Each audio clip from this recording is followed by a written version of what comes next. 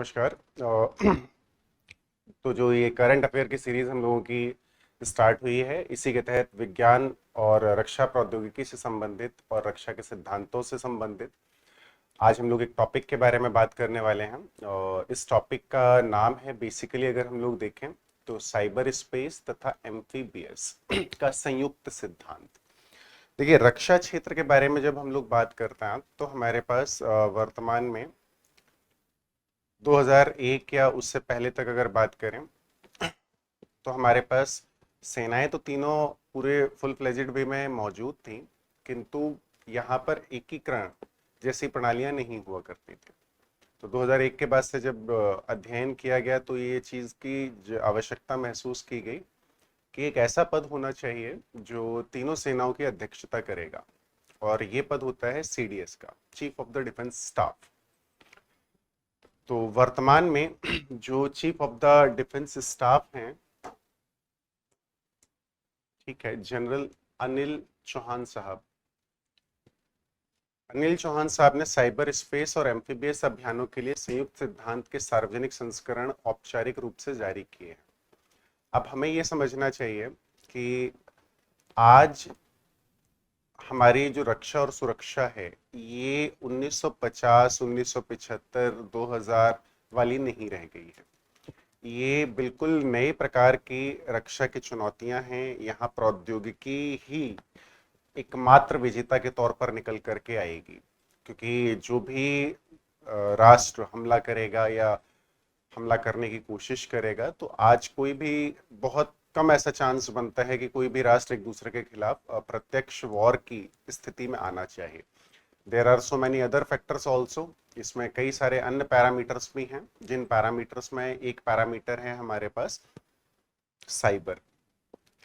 अब देखिए, होता ये है कि भारत जैसे देश में एक बात अच्छी ये है कि हर डिपार्टमेंट का, हर मंत्रालय का जो अपना अपना सिस्टम है साइबर सिक्योरिटी को लेकर के, साइबर सुरक्षा को लेकर के, ये पृथक पृथक है।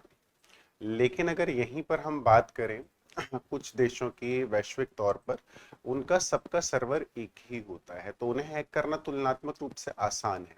लेकिन भारत के सर्वर को तुलनात्मक रूप से हैक करना या उस पर कोई भी छेड़खानी करना वास्तविकता में उतना आसान तो नहीं है, लेकिन ऐसा भी नहीं है कि उसे हैक नहीं किया जा सकता या उसको नुकसान नहीं पहुंचाया जा सकता। पहुंचाया ऐसे भी जा सकता है। तो वर्तमान की चुनौतियों से निपटान करने हेतु जो हमारे सीडीएस महोदय हैं, सीडीएस महोदय ने साइबर स्पेस और एम्फीबियस, अब यहाँ पर ये जो शब्द है एम्फीबियस, तो आप लोगों ने जीव विज्ञान में एक शब्द सुना होगा एम्फीबियंस, जिसका मतलब होता है उभयचर। इस शब्द की जो उत्पत्ति है वो लगभग लगभग वहीं से हुई है। उभयचर का मतलब होता है जो जल में भी रहे और थल में भी रहे। और यहाँ पर हमारा जल थल से मतलब, जब एम्फीबियस वर्ड यूज करेंगे तो यहाँ पर हमारा जो मतलब है ये तीनों प्रकार की सेनाओं से संबंधित हमारा तात्पर्य होगा। और जब ये तीनों प्रकार की सेनाओं से संबंधित हमारा तात्पर्य है, तो इस अवस्था में ये सभी चीजें क्या कहती हैं या ये सिद्धांत क्या कहते हैं कि भाई देखो, सबसे पहले तो हम क्या है कि आपकी ट्रांसपेरेंसी होनी चाहिए। कोई भी जो काम कर रहे हैं, संयुक्त रूप से युद्ध लड़ने की अवधारणाओं की दृश्यता, मतलब ट्रांसपेरेंसी से संबंधित चीजें होनी चाहिए। जैसे अगर एयरफोर्स कोई स्ट्रैटेजी को फ्रेम करता है तो ऐसा नहीं है कि वो बहुत कॉन्फिडेंशियल रहेगी, आर्मी और नेवी के साथ शेयर ना करी जाए। तो उस चीज को भी कहीं ना कहीं ट्रांसपेरेंसी के साथ रखना चाहिए। जो चीज आवश्यक हो, जो चीज जरूरी है, वो सभी के साथ शेयर करके रखनी चाहिए।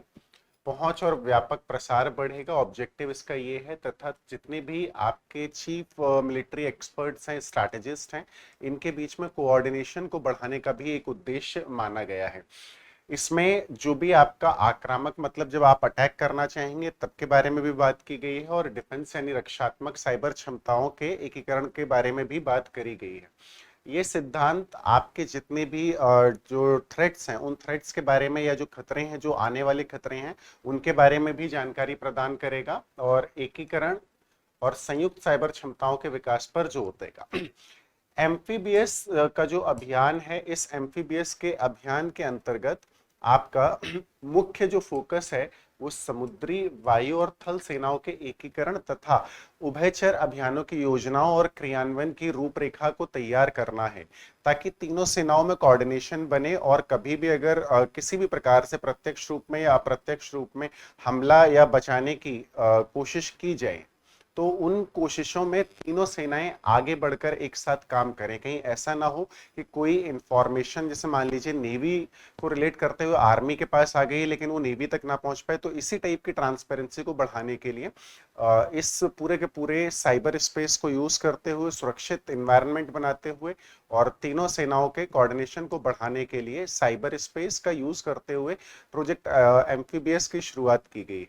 तो कुल मिलाकर के ये जब प्रश्न होगा तो ये प्रश्न सामान्य तौर पर one of the easiest kind of question होगा कि जो प्रोजेक्ट एम्फीबियस है, क्योंकि ये बायोलॉजी के एम्फीबियन से मिलता जुलता शब्द है, तो प्रश्न ये पूछा जा सकता है कि जो एम्फीबियस के सिद्धांत हैं ये सामान्य तौर पर किस क्षेत्र से संबंधित हैं। ठीक है, तो obviously the answer is defence और रक्षा। ठीक है, तो अगले वीडियो में हम लोग मिलते हैं किसी अन्य टॉपिक के साथ, महत्वपूर्ण टॉपिक के साथ। धन्यवाद, आपका दिन शुभ हो।